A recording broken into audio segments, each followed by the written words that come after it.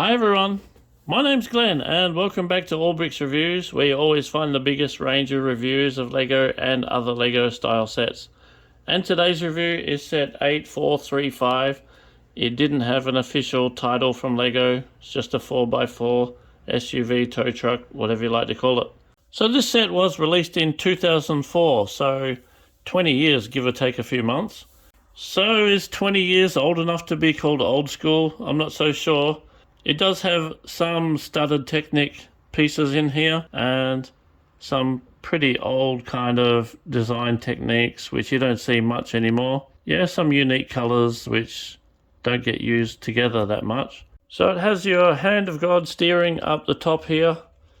Now let's take a look at the steering, have a much closer look. So it has these A-arms. These are ball joint hubs, which are quite rare and they're quite expensive too. And also the steering rack is only 3 studs wide with 2 ball joints. So this type of steering, yeah, it doesn't get used on that many builds, but yeah, it's quite a unique little setup and works well on this set anyway. So on the front, there's very nice bouncy suspension. That's the benefit of these independent swing arms. You get really nice bouncy suspension and independent as well. On the rear though, there's not really suspension, but it's just it just swivels, not independent at all. And there's no springs there. It's just free to sway like that. But they've come up with a nice way to connect it through this universal joint here, so it all works just fine. You don't see those building techniques much anymore. Another highlight of the set is the transparent red lift arms there. Okay, so the crane on the back, manual, you just lift that ratchet there, then it locks, and this side to wind it up. And it's the same with the winch on the front as well.